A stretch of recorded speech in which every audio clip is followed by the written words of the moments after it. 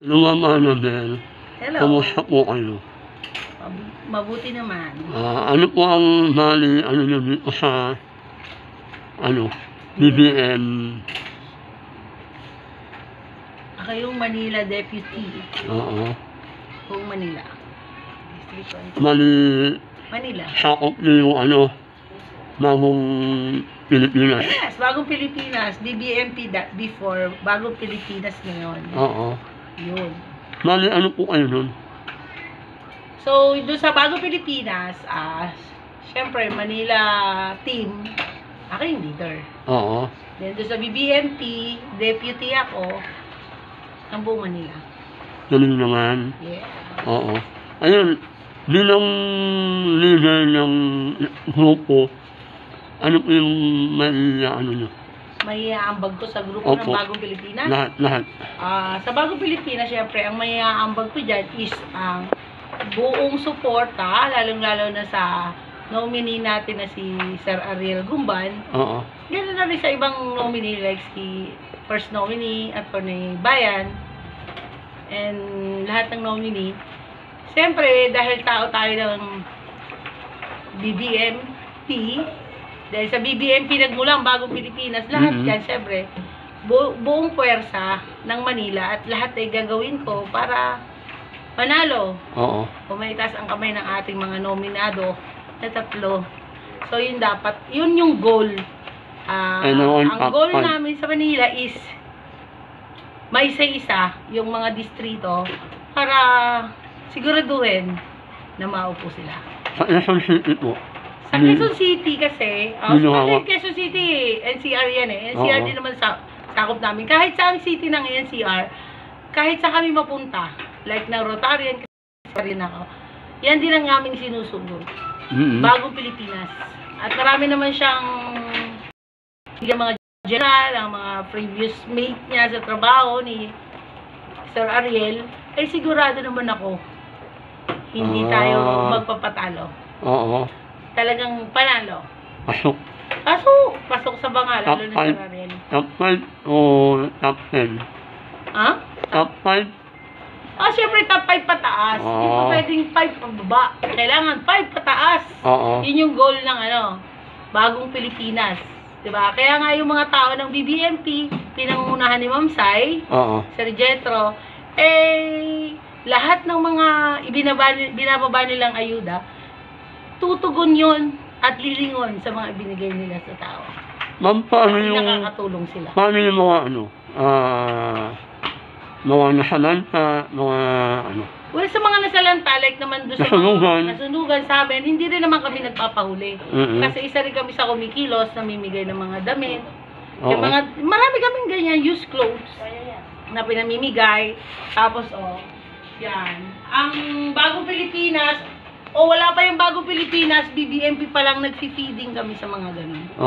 Namimigay kami ng, kung ano yung nakayanan ng team, bigas, at saka used clothes, ginagawa namin yan. Ano ang may tutulong ng isang Miss Annabel sa mundo ng, alam niyo na? Political? Oo. Ako naman po kasi galing sa angka ng mga politika. Kahawak din naman ng mga politiko. So, nakapagpapanalo rin ng mga hawak namin. Siyempre, tututukan namin ang Bagong Pilipinas na kahit alam naman natin na marami ang kalaban, siyempre, hindi natin ipapahuli yan. Kasi sa Manila, alam naman natin ang mga butante ng mga parties is nasa NCR. So, nandito tayo sa gitna. Diba? So, yung person natin, naibigay natin sa kanila. Bagong Pilipinas. Bilang nasa politics, hanggang kailan kayo tutulong? Hanggang matapos ang eleksyon. Hindi ko sabihin, hanggang nabubuhay kayo. Yes, hindi. Ang tao naman hanggang parang artista, di ba? Hanggang sikat ka, dire-diretso ka. Pero ako bilang politika, siguro kahit hindi na ako kagawad or hindi man ako hindi na ako pumupunta sa mga ganitong office, tumutulong pa rin ako. Kahit hindi naman kasi ako kagawad, tumutulong. Kagawad po kayo ng Santa Mesa. Barangay 590, Zone 58, Santa Mesa, Manila. Mali, amniyo nyo pala si Laguna.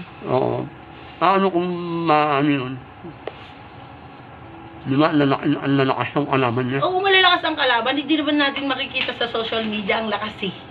Yung galaw ng tao. Sabi ko nga sa inyo, yung goal na ginagalawan ko, hanggat kaya ko, ibibigay ko, manalo lang yung dala ko.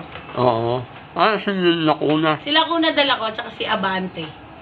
Ay, si Servo. Yan ang congressman namin. Yul Servo, yes. Oo. Vice Yul Servo.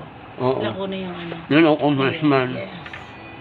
Bilang, taga Manila, di ba, nakita ko natin na ang Manila ay medyo punong-puno ng krimen, punong-puno ng, alam nyo na. Ang Manila kasi, punong-puno ng allegation, Oo. punong-puno ng artista. Oo. Artista dahil politiko sila, magaling umarte, yung Oo. gano'n. Pero, bilang politika ka, andiyan ka na, nakapwesto ka na eh, tutulong ka na, hindi mo na kailangan umarte.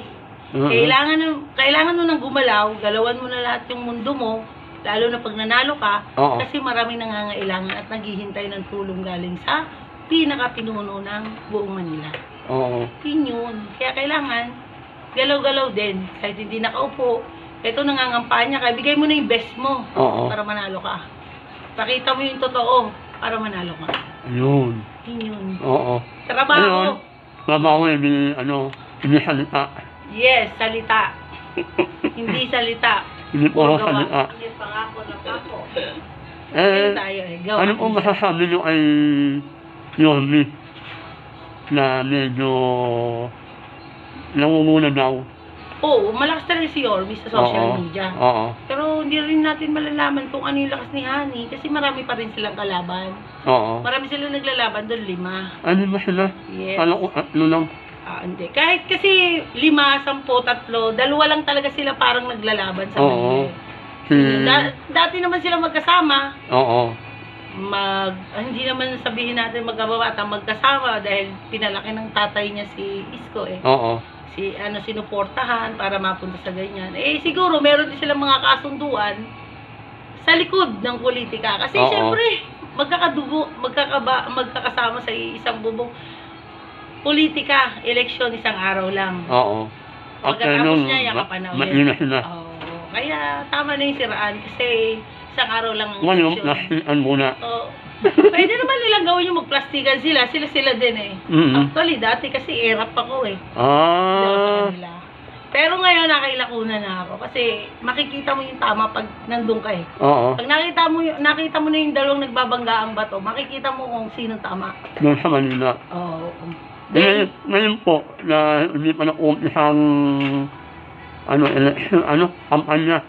Hindi pa nag-uumpisa ang kampanya. Batuhan na sila. Sila nangangampanya. Oo, batuhan na. Ano po masasabi Siyempre niyo? sa side ni Isko, dahil hindi siya nakaupo, medyo siya, social media lang ang ikot-ikot. Oo. Si Hani nagtatrabaho eh, dahil siyempre siya yung mayora Oo, ngayon. nakaupo. Nakaupo. Kaya hindi dahil may patawag lang, magkikita-kita kami, bumababa siya ngayon.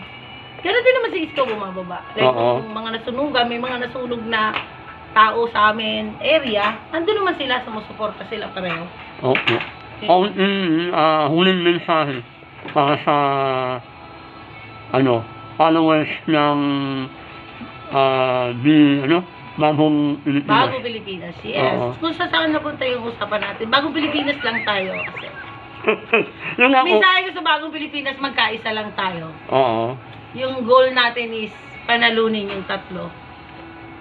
Yun lang. Maganda yan. Go, go, go, Bagong Pilipinas. Salamat po. Thank you.